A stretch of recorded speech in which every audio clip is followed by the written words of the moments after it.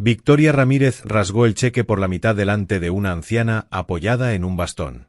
No lo dobló ni lo apartó, lo rasgó una vez, luego otra, hasta que los pedazos fueron tan pequeños que ya no importaban, y los dejó caer sobre el suelo de mármol de la sucursal Ellsworth del Banco Nacional Olmsted como si fueran solo un boleto perdedor de rifa.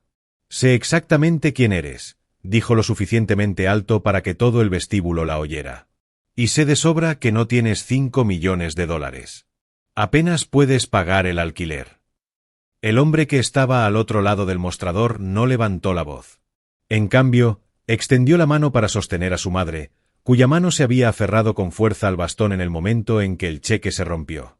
Miró a la mujer detrás del mostrador, una mujer con la que alguna vez había compartido cama, hipoteca y 6 años de vida, y dijo con calma, como si le estuviera leyendo el pronóstico del tiempo: «Acabas de cometer el error más caro de tu carrera, Victoria». La seguridad ya se acercaba. Y justo en ese momento, el gerente regional de la sucursal entró por las puertas principales, vio los papeles rotos esparcidos por el suelo del vestíbulo y palideció. «Señor Vargas», dijo, y luego pronunció algo que Victoria Ramírez nunca esperó oír dirigido al hombre al que había dejado 12 años atrás por no tener futuro. Lo llamó «señor». Antes de continuar con cómo termina esta historia, si relatos como este te llegan al corazón, historias sobre personas que subestimamos a veces por razones mucho más profundas que el dinero, dale like y suscríbete, porque no querrás perderte el siguiente. Ahora, retrocedamos. Volvamos al verdadero comienzo. Porque para entender por qué ese cheque roto importó tanto, necesitas conocer a las dos personas que estaban a cada lado de ese mostrador y los 12 años que habían pasado desde la última vez que estuvieron tan cerca el uno del otro. Alejandro Vargas había aprendido hacía mucho tiempo que el mundo se forma una opinión sobre un hombre antes de que éste abra la boca. Lo aprendió primero, y de la forma más dolorosa, de la mujer que se casó con él. Ahora tenía 44 años, y durante los últimos 3, había sido el único cuidador de su madre, Margarita. En la misma casita humilde a las afueras de Robledal, donde creció, Margarita lo había criado sola después de que su padre muriera cuando Alejandro tenía 9 años. Limpiaba casas de día, cosía por las noches, se aseguraba de que su hijo nunca careciera de lo necesario, aunque eso significara que ella misma se quedara sin lo que deseaba. Alejandro nunca lo olvidó. Esa era precisamente la razón por la que estaba en el vestíbulo de un banco con un cheque de 5 millones de dólares un martes por la tarde. 12 años atrás, Alejandro había estado casado con Victoria. Se conocieron en sus 20 años, cuando él todavía dormía en un futón en una oficina alquilada encima de una tintorería, intentando convertir $40.000 de ahorros y una idea obstinada en algo que pudiera sostener a una familia. Al principio, a Victoria le gustó la idea de él, la ambición, las noches largas, la forma en que hablaba de la empresa que estaba construyendo como si ya fuera real. Pero 3 años después de la boda, con la hipoteca de su pequeña casa atrasada y la compañía aún lejos de dar beneficios, algo en ella cambió. «Tienes 32 años y todavía crees en esto», le dijo una noche. «No como un cumplido. Necesito a alguien que realmente pueda mantener a una familia, Alejandro. No a alguien que me haga esperar un futuro que quizá nunca llegue». Ella lo dejó 3 años después por un hombre llamado Ricardo Morales, un ejecutivo de seguros con salario fijo y una casa el doble de grande que la que ella y Alejandro habían luchado por mantener. Recuperó su apellido de soltera por un tiempo, luego tomó el de él, Victoria Ramírez después del divorcio. Después Victoria Morales cuando se casó con Ricardo. Alejandro no peleó por el divorcio. En esos años apenas peleó por nada, excepto por su negocio, que era precisamente donde iba toda su lucha. Nunca le contó a nadie en Robledal lo cerca que estuvo de perderlo todo en los 2 años siguientes. Volvió a vivir con su madre por un tiempo, trabajó desde la mesa de la cocina, comió lo que ella le ponía sin quejarse y siguió construyendo. Y entonces, como a veces ocurre con quienes se niegan a rendirse, funcionó. Una participación temprana en una empresa tecnológica que la mayoría no conocía hasta que, de repente, todos la conocían. Alejandro nunca le contó nada de eso a Victoria. No había razón. No habían hablado en años. Había oído vagamente, a través del chisme típico de los pueblos pequeños que viaja quieras o no, que ella y Ricardo también se habían separado y que ella había entrado a trabajar en la gerencia de un banco de la región. Pero los chismes rara vez son específicos. Y Alejandro nunca tuvo motivo para preguntar en qué sucursal ni le importó. No había pensado mucho en ello. Había construido una vida que no tenía nada que ver con ella. Una firma, una carrera, un hogar tranquilo con su madre. Una versión de éxito que medía únicamente por si las personas que dependían de él estaban bien cuidadas. Seguía conduciendo el mismo sedán que tenía desde antes del divorcio. Seguía usando la misma chaqueta de lona gastada, suave y gris en los codos, esa que Victoria una vez le dijo que lo hacía parecer que no podía permitirse algo mejor, lo cual en su momento era cierto. La conservó de todos modos, no por rencor, sino porque era suya y porque nunca vio el sentido de demostrarle nada a nadie a través de una prenda.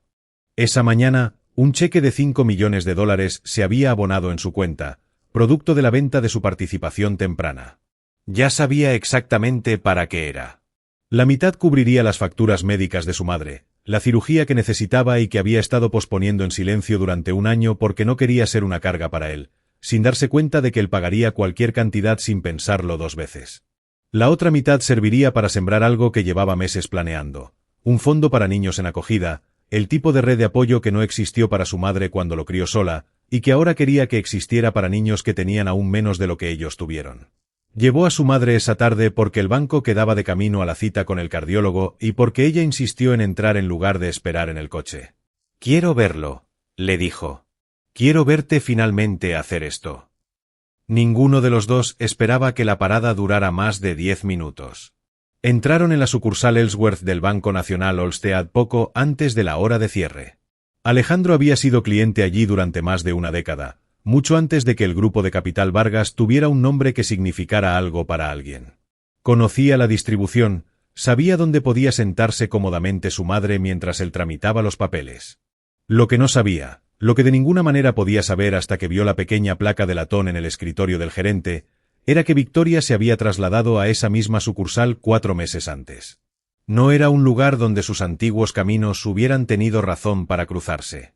Para Alejandro, seguía siendo simplemente su sucursal, la que había usado durante más de 10 años, mucho antes de tener algo que valiera la pena notar. Vio el nombre antes de que ella lo viera a él: Victoria Ramírez. Había vuelto a su apellido de soltera después de separarse de Ricardo. Por un instante, de pie cerca de la entrada con la mano ligera de su madre en su brazo, Alejandro consideró simplemente volver otro día. Habría sido fácil. No había razón para complicarlo más de lo necesario. Pero su madre necesitaba programar la cirugía, el cheque tenía que depositarse, y Alejandro Vargas nunca había sido un hombre que reorganizara su vida para evitar incomodidades. Así que avanzó. Victoria levantó la vista cuando se acercaron al mostrador, y Alejandro vio el reconocimiento caer sobre su rostro en tiempo real. El ligero ensanchamiento de sus ojos, el destello de algo indescifrable que desapareció casi tan rápido como apareció, reemplazado por una compostura casi impresionante por lo rápido que la armó. Alejandro, dijo, y no había nada cálido en su voz. Ha pasado tiempo, Victoria, respondió él, manteniendo la voz serena. No sabía que trabajabas aquí. 4 meses, dijo ella, recorriéndolo con la mirada como solía hacer cuando decidía si algo que él decía valía la pena tomarse en serio. La chaqueta, el bastón de su madre, el coche aparcado afuera que se veía por la ventana principal. Algo en su expresión se asentó en una conclusión que Alejandro reconoció de 12 años atrás. La misma mirada que solía darle al otro lado de la mesa de la cocina cuando llegaban las facturas. ¿Qué puedo hacer por ti? Margarita, de pie junto a su hijo, ofreció un pequeño y educado asentimiento. Hola, Victoria. Los ojos de Victoria se posaron en ella y, por un instante, algo parecido a la incomodidad cruzó su rostro, pero no duró. Margarita, dijo, y luego a Alejandro, ¿qué necesitas? Me gustaría depositar un cheque, respondió Alejandro, y lo colocó sobre el mostrador. Victoria bajó la mirada. El número la detuvo en seco. Levantó la vista lentamente hacia él. ¿Esto es una broma? No es una broma, dijo Alejandro, aún calmado. Ella pronunció su nombre como se le dice a un niño que acaba de contar una mentira evidente. Estuve casada contigo 6 años. Sé exactamente cómo son tus finanzas. Sé que apenas podías mantener la hipoteca de una casa de la mitad del tamaño de la que vivo ahora. ¿Y me estás diciendo que quieres depositar un cheque de $5 millones?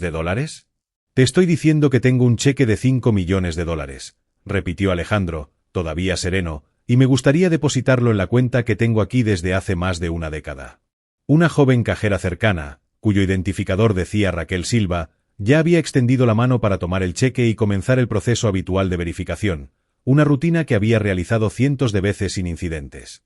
Victoria la detuvo con una mano levantada, ni siquiera mirándola. «Yo me encargo», dijo. Raquel dudó, miró a uno y a otro, sintió algo en el aire que no tenía nada que ver con procedimientos bancarios y dio un paso atrás. Para entonces, varios clientes cercanos habían notado la tensión que crecía en el mostrador. Aún no había gritos, pero algo más frío y punzante. El tipo de tensión que llama la atención precisamente porque no parece una disputa común.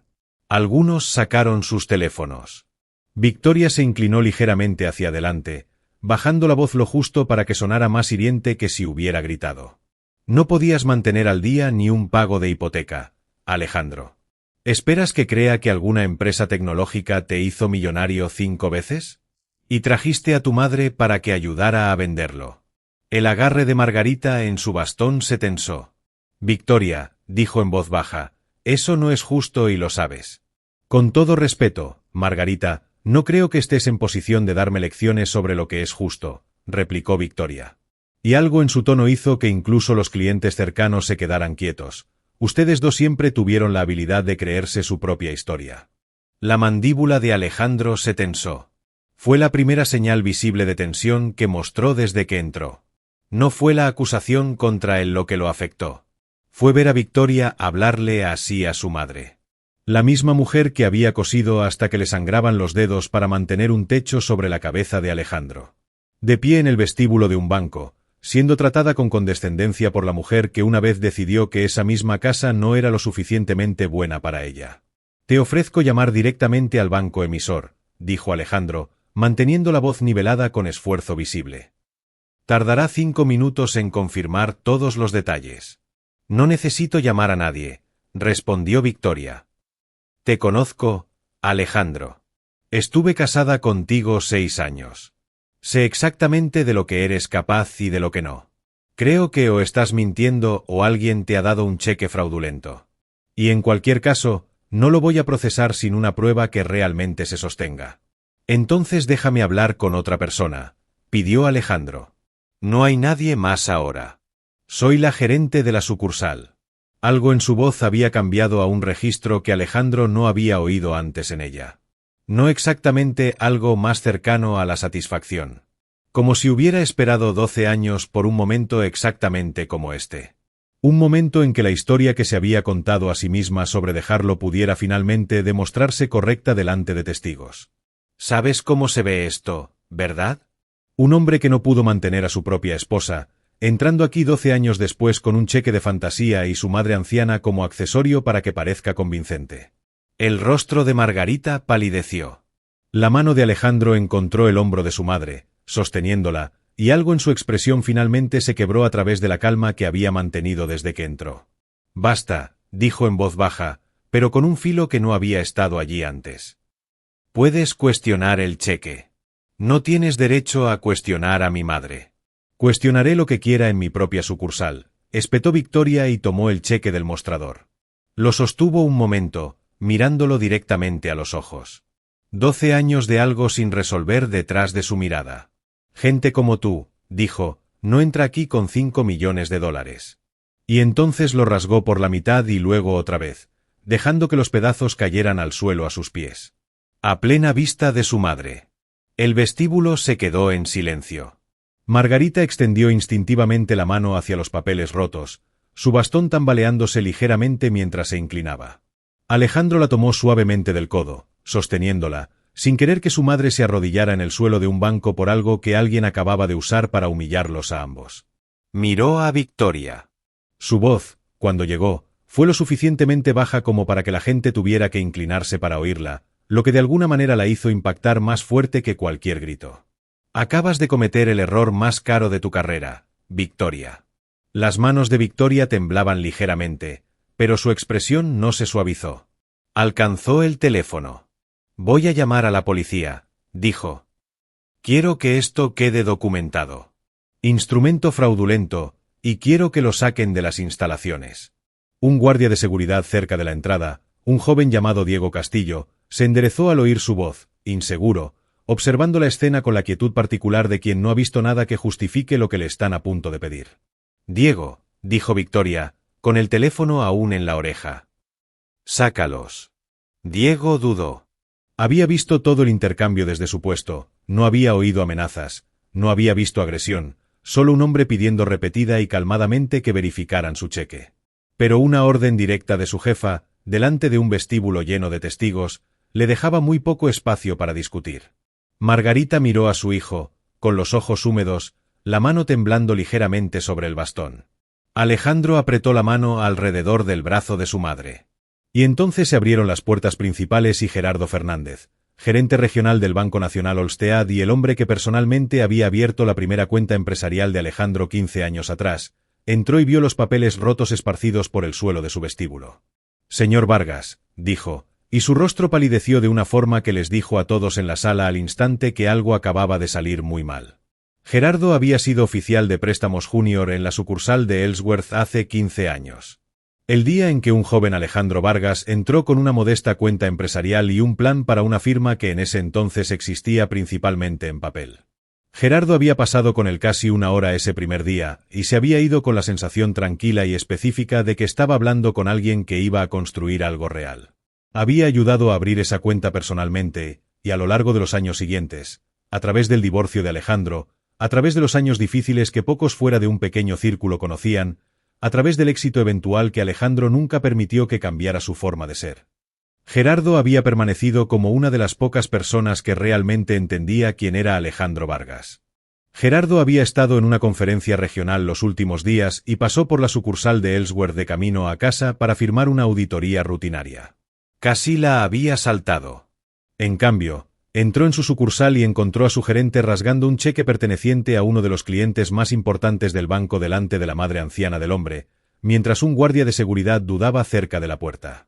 «Señor Vargas», repitió Gerardo, cruzando el vestíbulo rápidamente, con la mirada pasando de Alejandro a Margarita y a los papeles rotos en el mármol. «Señor, lo siento muchísimo. Nada de lo que acaba de pasar aquí refleja a esta institución, y necesito que sepa eso». Victoria se giró al oír la voz de su jefe, con el teléfono aún en la mano, y la confusión empezando a nublar su compostura. «Gerardo, señor».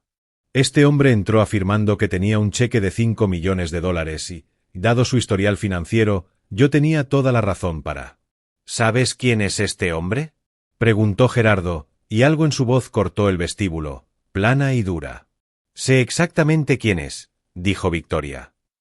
«Es mi exmarido». Gerardo parpadeó, momentáneamente descolocado, antes de recuperarse. «Entonces tú, más que nadie, deberías saber que lo que creía sobre sus finanzas hace 12 años no tiene nada que ver con cómo son ahora. Alejandro Vargas ha sido cliente de este banco durante 15 años. Su firma maneja miles de millones de dólares y tú acabas de denunciarlo a la policía por fraude y por rasgar su cheque delante de su madre». La palabra «miles de millones» cayó en la sala como una piedra en agua quieta. El rostro de Victoria perdió todo color. «Espera», dijo ahora en voz baja, casi para sí misma. Eso no es posible». «No solo es posible», dijo Gerardo. «Ha sido verdad durante años, Victoria. Lo habrías sabido si hubieras abierto su cuenta en lugar de decidir que ya sabías todo lo que necesitabas saber». Diego Castillo ya se había apartado del lado de Alejandro, sin que su mano hubiera llegado a tensarse nunca. Algún instinto en él había reconocido antes que su mente consciente que aquello no era lo que Victoria le había dicho. Alejandro, por su parte, apenas se había movido.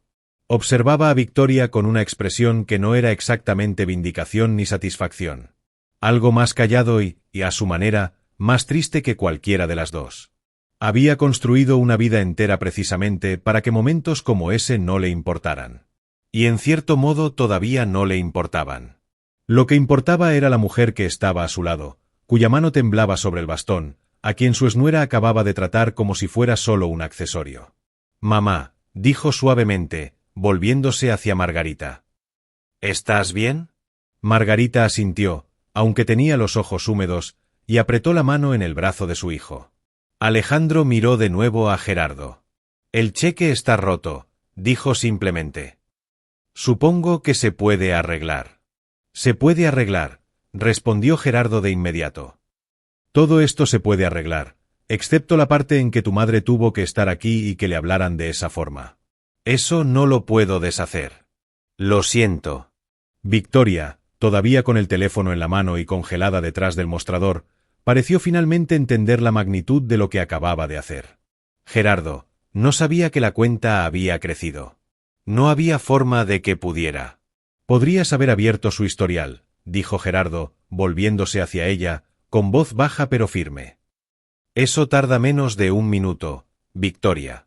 Podrías haber dejado que Raquel hiciera la llamada de verificación que ya estaba intentando hacer.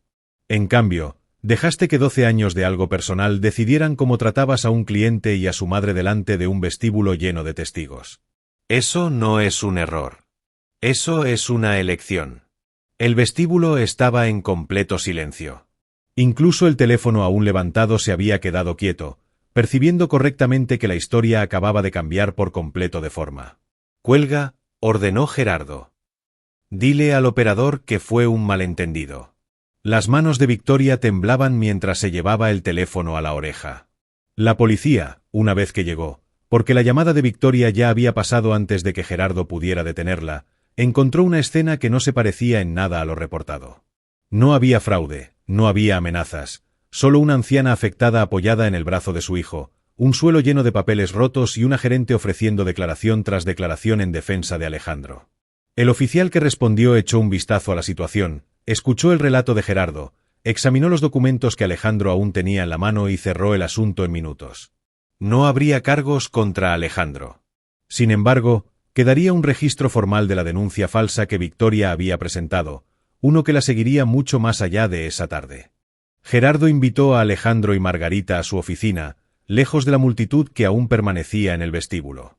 Les ofreció café, agua, cualquier cosa que necesitaran. Margarita pidió té y Raquel, todavía afectada pero agradecida de tener algo útil que hacer, lo trajo en minutos. Necesito que sepan que esto se va a manejar como corresponde, les dijo Gerardo una vez sentados, no con una carta de disculpa y una canasta de frutas. Alejandro lo estudió un momento. Esto no es realmente sobre el cheque, dijo. Puedo permitirme un cheque roto. Lo que no puedo aceptar es la forma en que le habló a mi madre, y me cuesta creer que fuera la primera vez que dejó que algo personal decidiera cómo tratar a alguien en su mostrador. La mandíbula de Gerardo se tensó. No discutió. Sabía, incluso antes de revisar los registros esa misma semana, que Alejandro probablemente tenía razón. Raquel, que aún rondaba cerca de la puerta, habló en voz baja. Ha habido quejas, dijo. No exactamente por esto, pero clientes que se sintieron descartados o juzgados injustamente. No creo que ninguna llegue más arriba. Victoria manejaba las quejas a nivel de sucursal antes de que subieran. Gerardo se volvió a mirarla, y algo en su expresión dejó claro que era la primera vez que oía hablar de ello.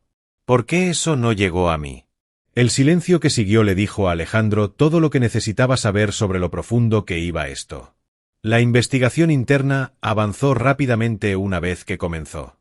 Las grabaciones de seguridad confirmaron cada detalle de lo que los testigos ya habían descrito, incluido el momento en que Victoria se refirió directamente a la madre de Alejandro, sin que viniera al caso, de una forma que nada tenía que ver con verificar un cheque y todo con algo personal que llevaba más de una década. Los registros mostraron un patrón de quejas informales en la sucursal anterior de Victoria, ninguna de las cuales había sido escalada. Victoria misma, en su declaración formal, tampoco intentó negar demasiado lo sucedido. Supo en el momento en que Gerardo dijo «miles de millones», que no había versión de los hechos en la que su comportamiento pudiera defenderse como juicio profesional en lugar de algo mucho más personal. Fue suspendida de inmediato y, en 2 semanas, la decisión del Consejo fue definitiva. Su licencia bancaria fue revocada permanentemente y enfrentó tanto una denuncia por derechos civiles relacionada con el incidente como un cargo separado por la denuncia falsa a la policía. Los empleados que habían ayudado a enterrar las quejas anteriores contra ella también fueron puestos bajo revisión formal. La noticia de lo sucedido se extendió por la pequeña comunidad bancaria local más rápido de lo que Victoria pudo adelantarse. Su segundo esposo, Ricardo, de quien ya llevaba 2 años divorciada, se enteró por un conocido mutuo y, según se dijo, le comentó a un colega que no le sorprendía en lo más mínimo. Un detalle que llegó eventualmente a oídos de Alejandro, aunque descubrió que no sentía ninguna satisfacción particular al oírlo. La vida personal de Victoria en las semanas siguientes se desmoronó en silencio, como a veces ocurren estas cosas. No a través de un espectáculo público, sino por el peso lento y acumulativo de una comunidad que había oído exactamente lo que ella había dicho y que había decidido colectivamente, sin mucha discusión, lo que pensaba al respecto. Diego fue reintegrado una vez que la investigación confirmó lo que las grabaciones ya mostraban, que nunca había apretado su agarre sobre Alejandro y que se había apartado en el instante en que llegó Gerardo. Fue colocado en un programa de formación recién creado, uno que Alejandro solicitó específicamente, para enseñar al personal a reconocer y cuestionar una orden que claramente estaba mal en lugar de simplemente seguirla. Cuando Alejandro lo vio semanas después, Diego se disculpó en voz baja, admitiendo que deseaba haber confiado antes en su propio instinto. «No hay nada por lo que disculparse», le dijo Alejandro. «Recuerdo exactamente cómo se sentía. Tu mano nunca se apretó». Raquel fue ascendida a subgerente de sucursal y puesta a cargo de implementar el nuevo programa de formación en toda la región, porque había sido la única persona en ese vestíbulo dispuesta a alcanzar el teléfono para ayudar, y luego la única dispuesta a hablar de un patrón sobre el que todos los demás habían guardado silencio. El acuerdo que Alejandro negoció con el Consejo reformó las políticas del banco en toda la región. Procedimientos obligatorios de verificación que no pudieran ser anulados por la discreción de un solo gerente, un proceso formal de escalada de quejas, retención de grabaciones de seguridad que no pudieran borrarse en silencio, y derechos del cliente expuestos en lenguaje claro en cada vestíbulo de sucursal. El banco emitió un cheque de reemplazo una vez que el original fue anulado formalmente. Alejandro dividió el dinero exactamente como siempre había planeado. La mitad cubrió la cirugía de su madre y sus cuidados continuos, programados en el mes siguiente con éxito, y el comienzo de una recuperación que Margarita afrontó con la misma tranquila obstinación con la que había criado a su hijo. La otra mitad se convirtió en la semilla del Fondo Familiar Vargas Ramírez, creado para dar a los niños en acogida el tipo de estabilidad y apoyo que no existió para su madre cuando lo crió sola. Insistió en que la primera ronda de becas se administrara desde la propia sucursal de Ellsworth, el mismo edificio que una vez había rasgado un cheque delante de ella.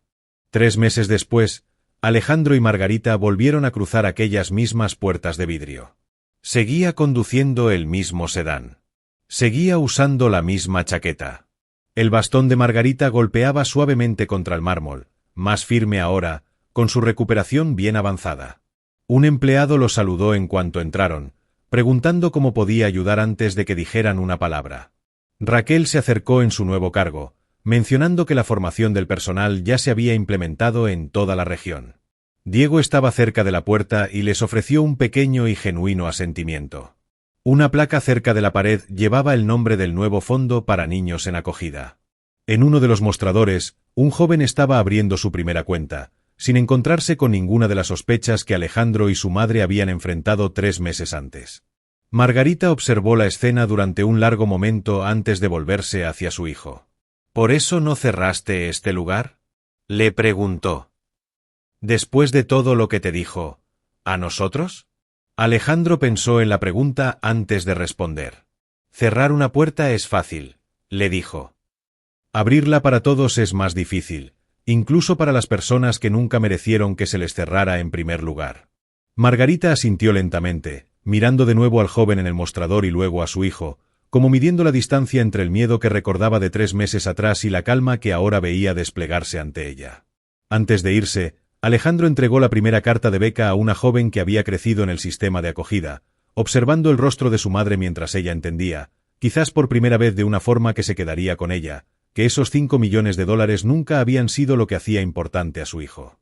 Lo importante era que había tenido todas las razones para marcharse amargado, y en cambio, había elegido asegurarse de que la próxima persona que cruzara esas puertas fuera tratada como si perteneciera allí desde el principio. Madre e hijo salieron juntos, continuando una tarde que había sido interrumpida 3 meses antes. Si hubieras estado en ese vestíbulo el día en que todo comenzó, ¿te habrías quedado en silencio detrás de un teléfono levantado? ¿O habrías sido tú el primero en hablar en defensa de un hombre y su madre que no habían hecho nada malo? Una persona nunca debería necesitar $5 millones para ser tratada con el respeto básico.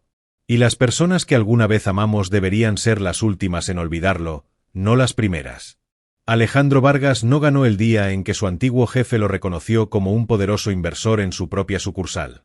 Ese momento no fue la victoria. Fue solo el instante en que la verdad finalmente se hizo visible para alguien que había pasado 12 años negándose a imaginarla. La verdadera victoria llegó después, cuando tomó ese mismo poder y lo usó para asegurarse de que la próxima persona que entrara por esas puertas, quienquiera que fuera y cualquiera que fuera su historia, fuera tratada con justicia desde el primer momento. Si esta historia te conmovió, suscríbete para más y lleva esa misma lección contigo la próxima vez que te encuentres en una sala donde alguien está siendo subestimado.